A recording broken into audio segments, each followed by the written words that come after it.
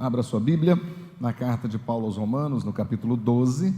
Quero ler com os irmãos os versículos 1 e 2, e eles estão aí na tela.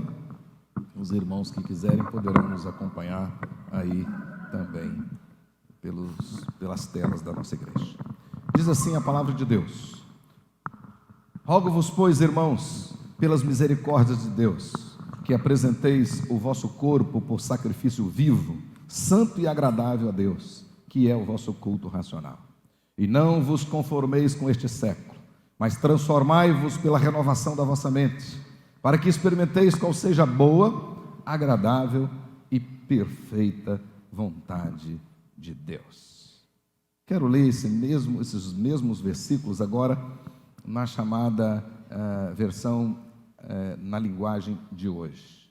E acompanha aí, e diz assim esta versão: Portanto, meus irmãos, por causa da grande misericórdia divina, peço que vocês se esforcem completamente a Deus. Peço que vocês se ofereçam completamente a Deus como um sacrifício vivo, dedicado ao seu serviço e agradável a Ele. Esta é a verdadeira adoração que vocês devem oferecer a Deus. Não vivam como vivem as pessoas deste mundo, mas deixem que Deus os transforme por meio de uma completa mudança da mente de vocês. Assim, vocês conhecerão a vontade de Deus, isto é, aquilo que é bom, perfeito e agradável a Ele.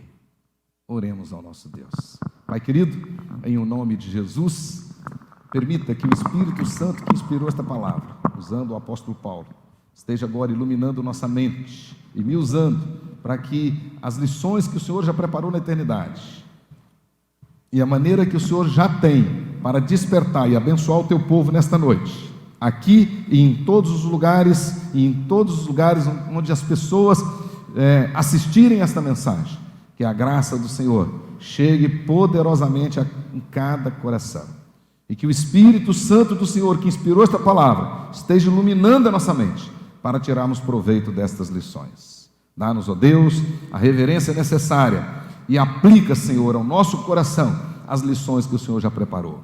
Desperta e abençoa a tua igreja, em o nome de Jesus e para a honra e glória de Jesus. Amém. Amém. Meus queridos irmãos, quero dar continuidade ao nosso tema de semana passada a respeito do cristão cidadão, ou seja, o cristão, um cidadão digno e consciente. Semana passada nós estudamos aqui que na realidade esta questão de cidadão e de cidadão político para o cristão, na realidade não é uma opção, é de fato uma condição humana, ou seja, dignidade e cidadania para o cristão, na verdade, são os dois lados da mesma moeda. O cristão sempre vai agir, o cristão verdadeiro, com dignidade e como verdadeiro cidadão.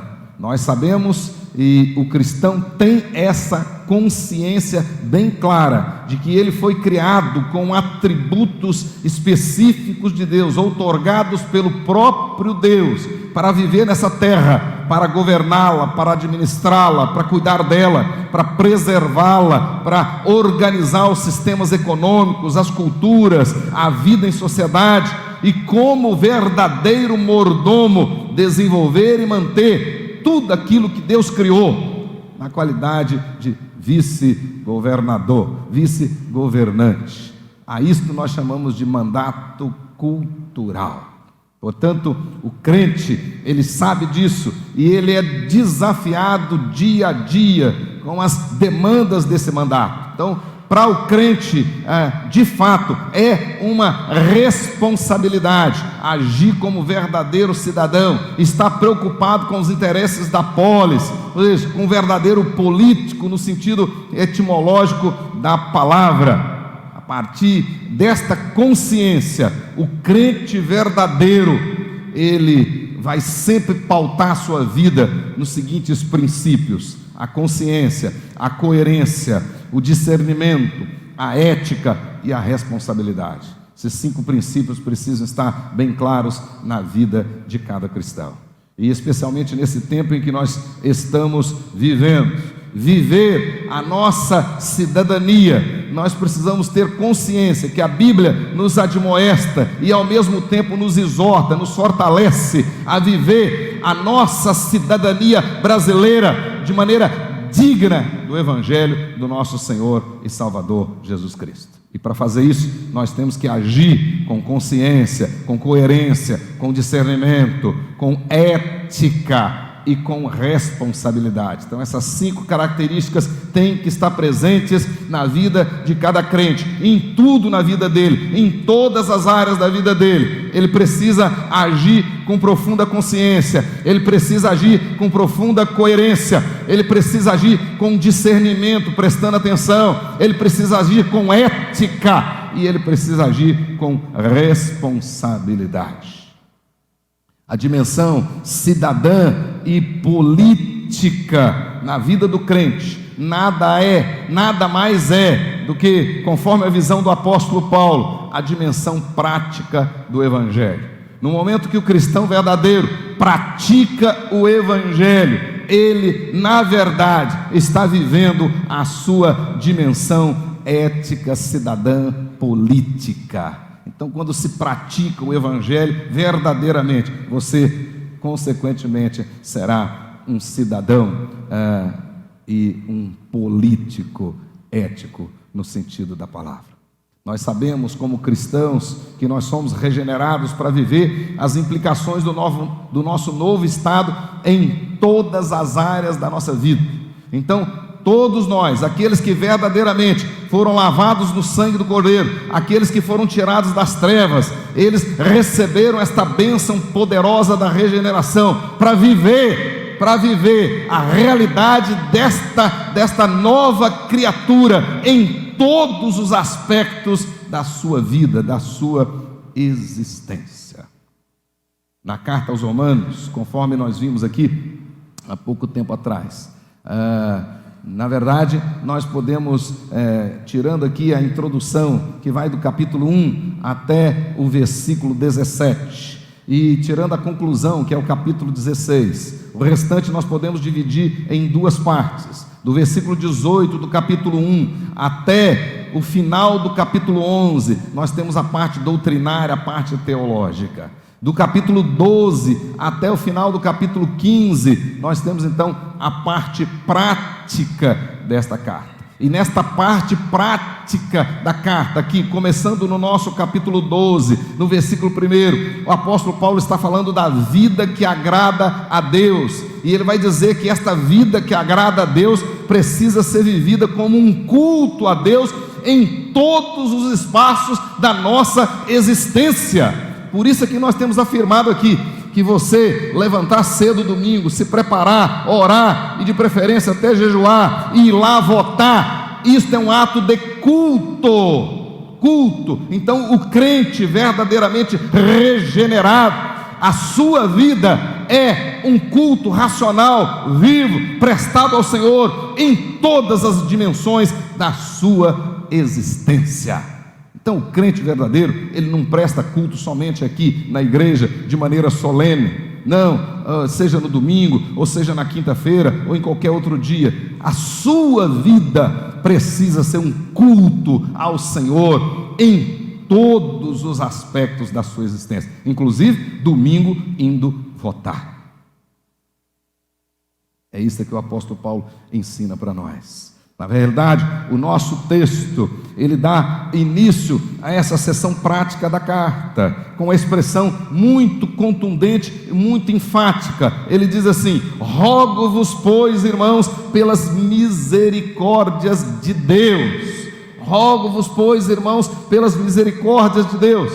Aqui nós temos um detalhe muito importante, muito interessante, né? Para que o apóstolo Paulo traz aqui. Depois de ter tratado das grandes doutrinas do cristianismo, Paulo passa então para a parte prática, ou seja, à luz daquelas doutrinas que os romanos tinham acabado de aprender. Paulo queria agora que os romanos pudessem conduzir suas vidas em quaisquer situações, de forma que agradasse a Deus e fosse para a glória de Deus.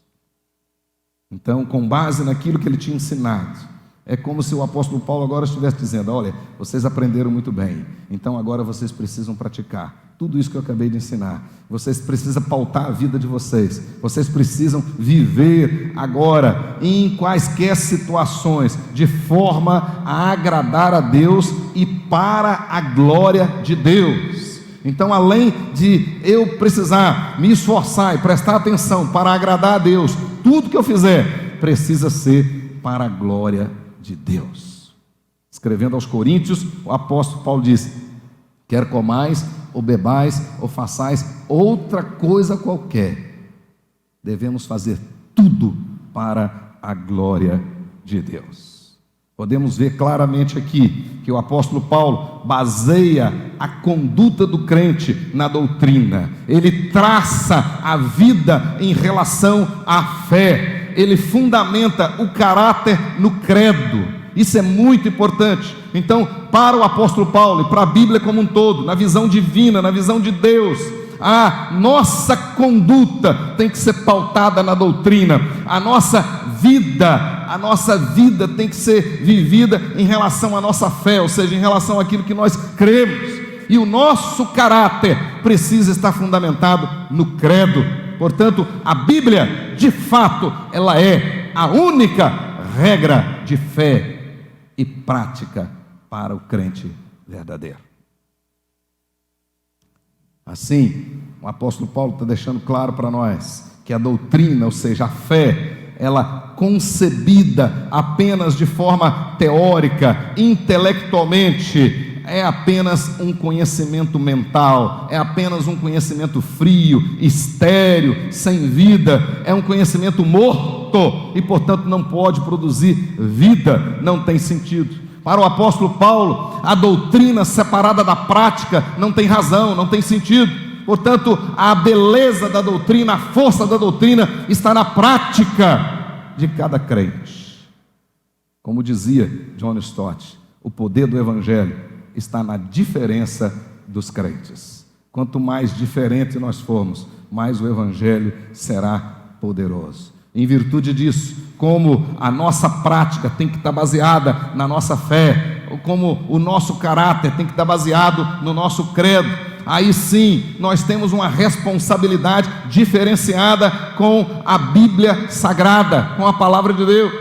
O crente verdadeiro, ele tem uma responsabilidade diferente, uma responsabilidade muito mais profunda, que tem maior sentido em relação à Palavra de Deus, à Bíblia Sagrada. Para nós, a Bíblia absolutamente não é um livro qualquer, não, ela é a Palavra de Deus. Para nós, a Bíblia não é um livro que funciona como um amuleto, que você bota lá, coloca lá no seu consultório, aberta no Salmo 91 para espantar olho gordo, mal olhado, nada disso.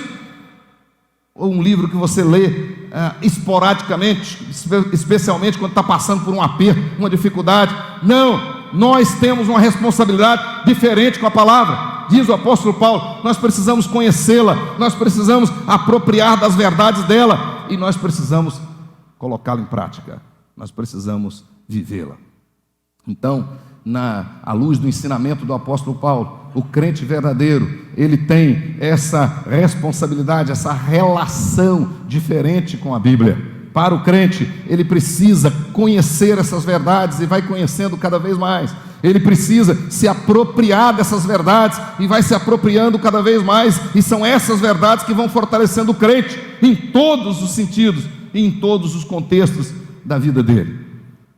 E esse crente precisa viver essas verdades. Por isso é que o apóstolo Paulo começa a parte prática da carta dizendo: rogo-vos, pois, irmãos, pelas misericórdias de Deus. Olha aí na sua Bíblia, esse pois, essa conjunção que aparece aí, né, que pode ser traduzida então, por esta razão, consequentemente, ou sendo assim. Ou seja, fica claro para nós que ela está fazendo uma ligação com aquilo que ele tinha acabado de ensinar, com as verdades anteriores. Então, diante disso que eu acabei de ensinar para vocês, é isso que o apóstolo Paulo estava dizendo: E nesse caso, o que ele acabou de ensinar foi a respeito da grande misericórdia divina, as misericórdias de Deus. Então, esse texto, ele pode ser lido conforme está ali na linguagem de hoje. Portanto, ou seja, assim sendo, meus irmãos, por causa destas grandes doutrinas, por causa desta misericórdia incomparável de Deus, por causa disso que eu acabei de ensinar para vocês, nós temos um compromisso. Nós temos um compromisso, que é viver a nossa vida agora pautada nessas doutrinas, pautada nestas misericórdias. E que misericórdias são essas? O texto deixa bem claro para nós: a justificação pela fé, começando lá no capítulo 1, a partir do versículo 18. Os pecados perdoados pelo sacrifício incomparável e único de Jesus Cristo, a regeneração em Cristo pelo poder do Espírito Santo, a adoção como filhos de Deus e agora, portanto, co-herdeiros de Cristo. Paulo diz isso. E também a pacificação entre nós e Deus pela obra de Jesus Cristo. E agora, por causa disso, nós temos acesso ao trono da graça pelo novo e vivo caminho.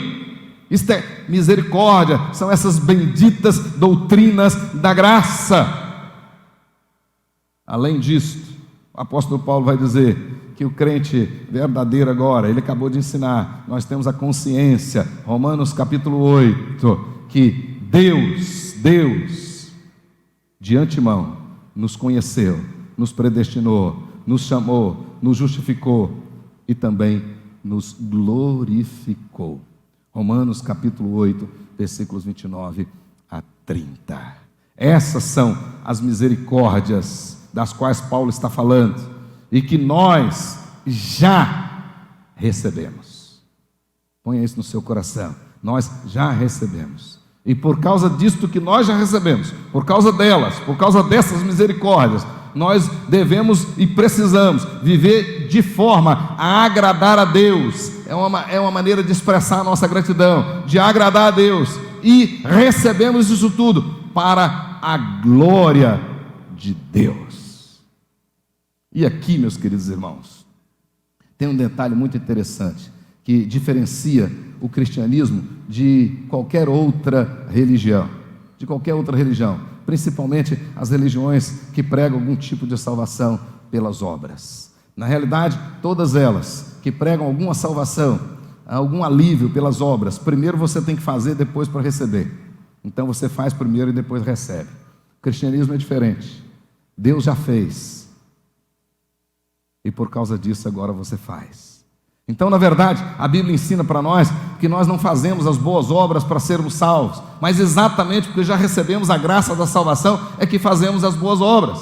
Então, o cristianismo se torna diferente de tudo que tem aí fora. Na verdade, Deus já fez, e agora é a nossa vez de fazer em gratidão aquilo que Ele já fez e para a glória dEle. No cristianismo, a doutrina vem antes da prática, a verdade vem antes da ação, a graça vem antes das obras.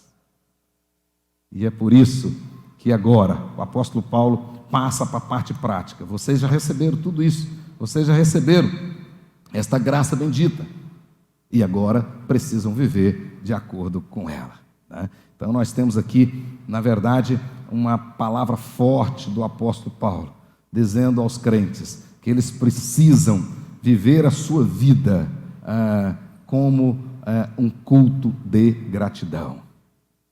Culto de gratidão, dia após dia, em todos os aspectos da sua vida. Essa oferta de gratidão é viver nesse mundo mau e tenebroso, do modo digno do Evangelho de Cristo. E é exatamente isso que significa viver a cidadania celestial. Então, olha que coisa maravilhosa. Quando Paulo diz assim, que apresenteis o vosso corpo por sacrifício vivo, santo e agradável a Deus, ainda no versículo 1, né? Embora, quando ele fala de sacrifício, isso nos remeta aos sacrifícios do Velho Testamento, na verdade ele não está se referindo ao sacrifício do Velho Testamento. Os sacrifícios do Velho Testamento eram de animais e que morriam. Agora ele está falando de corpos racionais, vivos, nós, o povo de Deus, né? Aqueles sacrifícios do Velho Testamento eram imperfeitos e apontavam para o sacrifício perfeito de Jesus Cristo. E agora ele está falando do nosso sacrifício de ações de graça, do nosso sacrifício de gratidão, que é viver de maneira digna do Evangelho do Senhor, que é agradar o Senhor em face de tudo aquilo que Ele já fez por nós. Portanto, o texto aqui não está falando de sacrifício de animais, mas está falando de uma nova, de uma superior oferta, né? A oferta da própria vida em adoração, tendo como exemplo o próprio Jesus Cristo, que encerrou e consumou tudo aquilo que existiu no Velho Testamento, apontando para Ele com o seu sacrifício perfeito, como Cordeiro Pascal. É o que está escrito, por exemplo, em Hebreus capítulo 13, verso 15: por meio de Jesus, pois, ofereçamos a Deus sempre sacrifício de louvor, que é o fruto de lábios que confessam o seu nome. Viver de maneira digna do Evangelho é viver integralmente a cidadania. E viver integralmente a cidadania é oferecer a Deus um culto vivo, santo e agradável. Um culto racional. Uma oferta de gratidão, uma oferta de ações de graça. Então, é disso que o apóstolo Paulo está falando. Está falando da sua vida como um culto vivo, prestado a Deus todos os dias, em todas as circunstâncias. Todos os dias, em todas as circunstâncias. Esse é o nosso desafio. Esse é o desafio de viver a nossa cidadania. Portanto, viver a cidadania de maneira digna é uma condição para o crente. Então, não é uma opção, é uma condição. Porque você já recebeu tudo isso e agora precisa viver de maneira a agradar a Deus em face de tudo isso. Pois bem, olha o versículo 2, diz assim o apóstolo Paulo, né? E não vos conformeis com este século, mas transformai-vos pela renovação da vossa mente, para que experimenteis qual seja a boa, agradável e perfeita vontade de Deus. Olha aí na sua Bíblia, este século significa mundo, significa geração, refere-se ao mundo presente, ao mundo não regenerado, a esse sistema de valores contaminado, de ideias, de cultura contaminada, por causa desse mundo caído. Então diz, não vos conformeis com este século, ou seja, com este sistema, com as coisas que estão aí, com a cultura que está aí, né? Não vos conformeis com isso. Pois bem, nós temos nesse versículo 2 verbos no modo imperativo, ou seja, duas ordens, e tem a ver aqui com, primeiro, com não se conformar, né? E depois com a verdade de transformar. Então vejamos aí, palavra não vos conformeis, a palavra aqui significa padrão de outro, moldar-se de acordo com, entrar na forma. Então, olha aqui que Paulo está dizendo, não vos conformeis, ou seja, não se molde à forma do mundo, não entre na forma do mundo, não aceite o padrão do mundo. Em outras palavras, e colocando do ponto de vista positivo, Paulo estava dizendo o seguinte: seja um inconformado. Esse é o desafio para nós. Então, de fato, nesse mundo mau e tenebroso, nós somos como que ETs, literalmente, diferente, e com o desafio de fazer a diferença.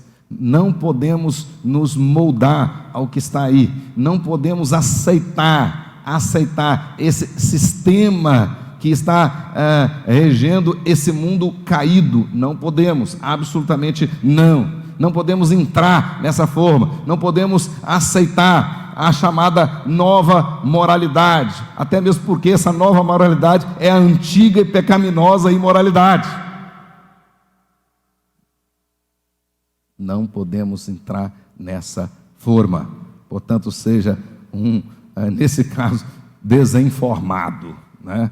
Desinformado, não nessa forma, absolutamente não, inconformados, né? É como se Paulo estivesse dizendo: viva nesse mundo, mas não assuma a sua forma, sobretudo naquilo que é incompatível com o reino de Deus.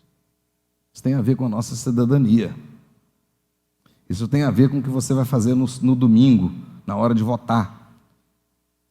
Então você não pode entrar nessa forma. Você não pode. Então você não pode negociar, condescender. Absolutamente não. Absolutamente não. É nesse sentido que o crente é uma pessoa inconformada com a filosofia prevalecente no mundo. Ele não pode amar esse mundo e nem as coisas que nele há. É isso que o apóstolo João deixou bem claro. Portanto, o apóstolo Paulo diz: olha, diante de tudo isso que Deus já fez por nós em Cristo Jesus, é nosso compromisso agora viver a nossa vida como um culto racional, um culto agradável ao Senhor, um culto de ações de graça ao Senhor em todas as dimensões da nossa vida. E a maneira de fazer isso, primeiramente, é não entrando na forma desse mundo. Absolutamente. E a segunda maneira, ele diz: transformai-vos, ou seja, ao invés de entrar nessa forma, transformai-vos pela renovação da vossa mente. A palavra que aparece aqui significa mudar de forma, indica uma mudança radical de forma. É a mesma palavra usada para a transformação da lagarta em borboleta, metamorfose, aquela transformação radical. Então nós já fomos transformados de lagarta para borboleta, e portanto não podemos entrar no casulo de novo, absolutamente não. Não podemos. Deus já nos libertou de lá. Nosso padrão agora é outro, e precisamos agora agir como tal. Portanto, na visão do apóstolo Paulo, o objetivo da vida cristã consiste no inconformismo e na transformação. Paulo está tratando aqui de um contraste entre o que devemos fazer e o que não devemos fazer. Então você não deve se conformar com esse mundo, e ao contrário, deve ser um instrumento de transformação, pela renovação da sua mente, pelo seu testemunho, pelo seu comportamento. Aqui nós podemos claramente ver a dimensão consciente, a dimensão coerente, a dimensão sóbria, a dimensão ética, a dimensão responsável do testemunho cristão, imposta pelos mandatos espiritual, cultural e social. Então, na nossa relação com Deus, na nossa relação com os outros e na nossa relação com a natureza, com o Estado e com tudo que está aí. É diferente em todos os aspectos. É diferente. Então nós precisamos estar atentos a isso. Na visão do apóstolo Paulo, o crente, primeiramente, ele vive nesse mundo uma vida de consagração, uma vida separada, consagrada em todas as áreas da sua existência. Isto em resposta ao amor e às misericórdias de Deus em seu favor. E ele faz isso com alegria, ele faz isso racionalmente, como que oferecendo a Deus um culto vivo, santo e agradável ao Senhor. Então é assim que você, eu, que todos nós precisamos viver. Todos nós que temos a consciência que fomos lavados no sangue do Cordeiro, regenerados em Cristo Jesus, nós precisamos viver nesse mundo mau e tenebroso uma vida de consagração, uma vida que agrada a Deus e exalta a Deus, em todos os aspectos da nossa existência, no comércio, na escola, como cidadão, em todas as áreas, né? Respeitando a vaga do idoso, respeitando a vaga daquele que tem alguma deficiência ou alguma dificuldade, considerando os mais velhos, respeitando as autoridades, obedecendo às autoridades constituídas, não denegrindo ninguém, não falando mal dos outros, em todas as áreas da nossa vida, em todas as dimensões da nossa existência, nós precisamos prestar um culto vivo ao Senhor, uma vida consagrada ao Senhor. Então esse tempo que nós estamos vivendo agora, para o crente verdadeiro, ele é muito mais sério do que você imagina, e muitos não estão entendendo isso, e ficam levianamente criticando, e falando isso, e falando aquilo outro, e desrespeitando. Mas nós não podemos agir assim.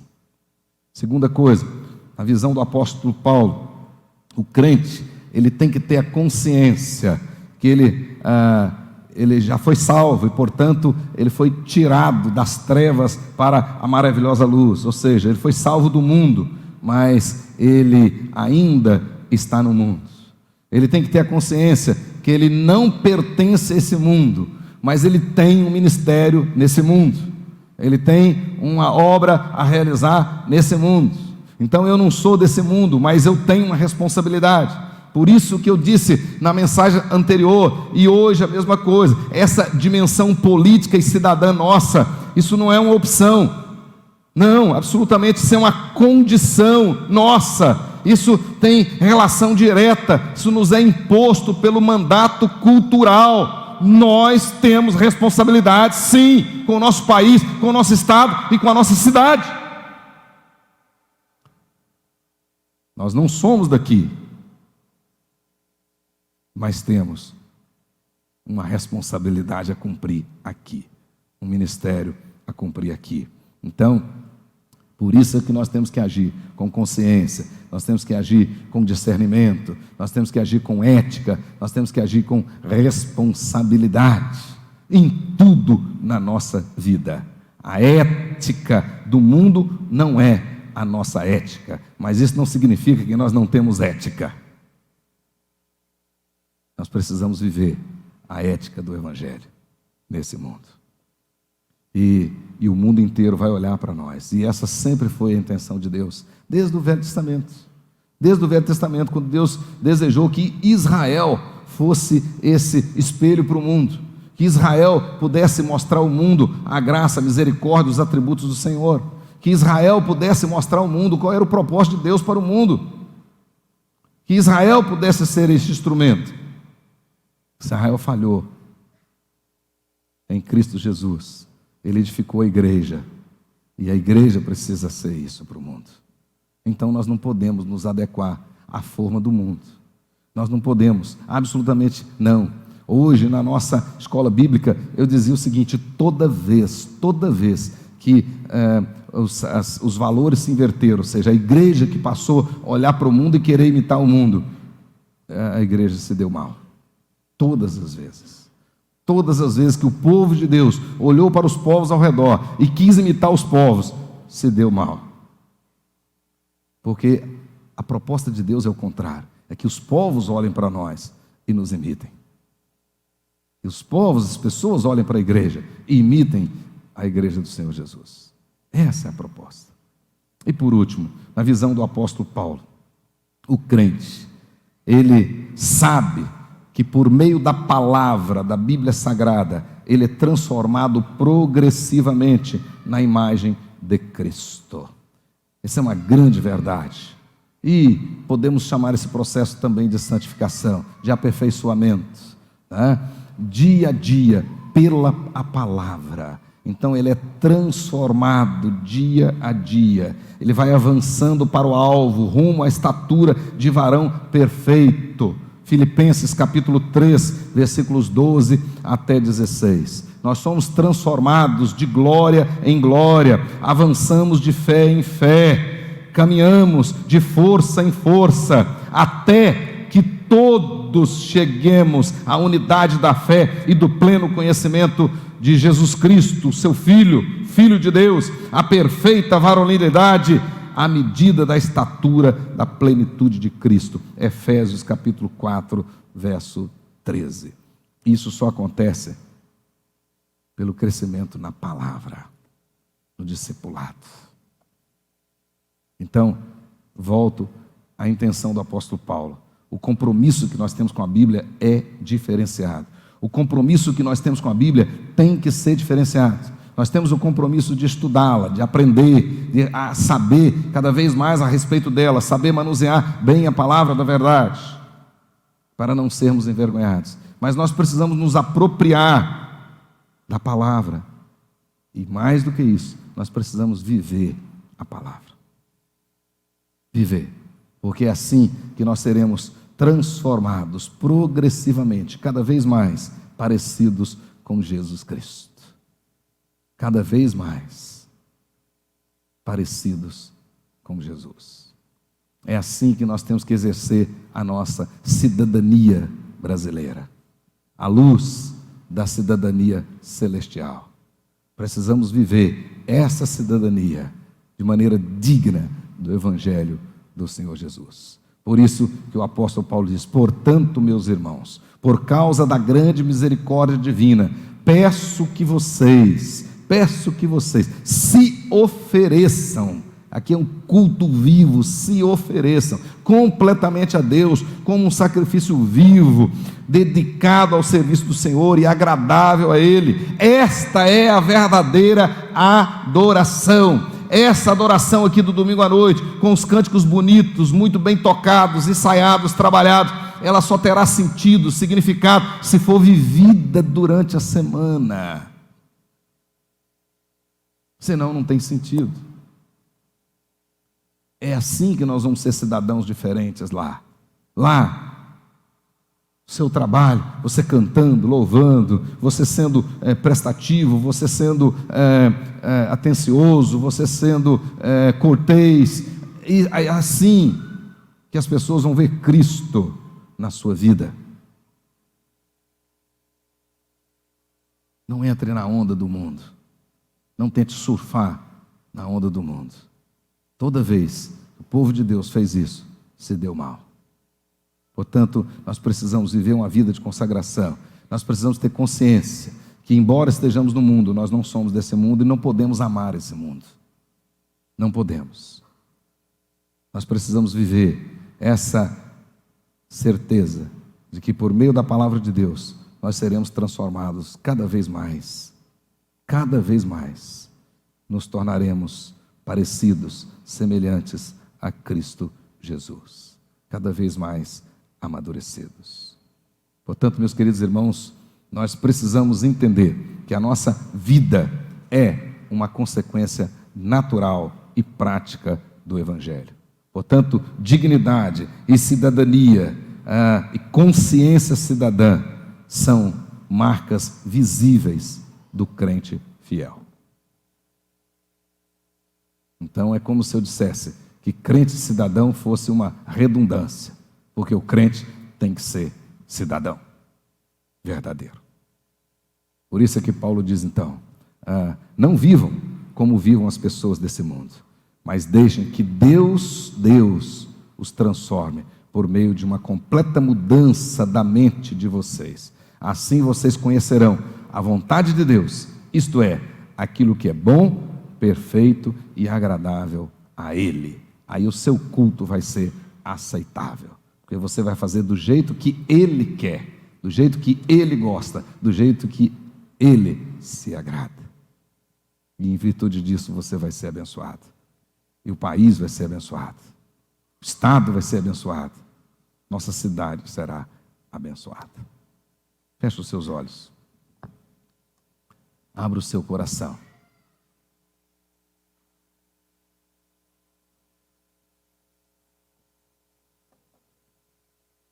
Nessa semana, nosso desafio grande de oração. Na quinta-feira, nós estaremos orando especialmente pelo processo eleitoral, pelas eleições. Nós estaremos orando pelo nosso Brasil. Mas você faça esse desafio a semana inteira, orar pelo nosso Brasil. Eu tenho orado para que Deus levante, no mínimo, pessoas tementes a Deus. E o crente precisa então ter essa coerência, precisa votar com coerência, precisa votar com discernimento, precisa votar com consciência, precisa votar com ética, com ética. Por isso é que não negocie. Não vote em corrupto de jeito nenhum, seja quem for, de qual partido for. Não vote. Em nome de Jesus. Seja coerente. Seja coerente. E seja responsável. E entenda que domingo, saindo da sua casa para ir votar, você está prestando um culto a Deus. Você estará prestando um culto a Deus. Então o crente fiel faz isso com grande responsabilidade, com temor e tremor. Por mais paixão que a gente tenha, e nesse tempo essas emoções ficam à flor da pele. Tome cuidado. Não deixe o seu coração falar mais alto. Ele é enganoso. Não. Tome cuidado. Para você não ser achado falando mal das pessoas, desrespeitando autoridades. Para você não ser achado maledicente. Não. Crente verdadeiro é um cidadão digno. Nome de Jesus. Nome de Jesus. Faça a sua oração. E peça ao Senhor para que esta palavra encontre realmente lugar no seu coração. Você possa oferecer ao Senhor um sacrifício agradável. O seu culto racional. A sua vida que agrada a Deus em todas as dimensões da sua existência. Seu relacionamento com a sua esposa, com o seu esposo, no seu relacionamento com seus filhos, no seu relacionamento com seus pais, no seu relacionamento com os idosos, no seu relacionamento com os enfermos, no seu relacionamento com as pessoas de fora, no seu relacionamento no comércio, seja com o empregado ou com o patrão. Todas as dimensões da sua vida. Que a sua vida seja um culto agradável ao Senhor.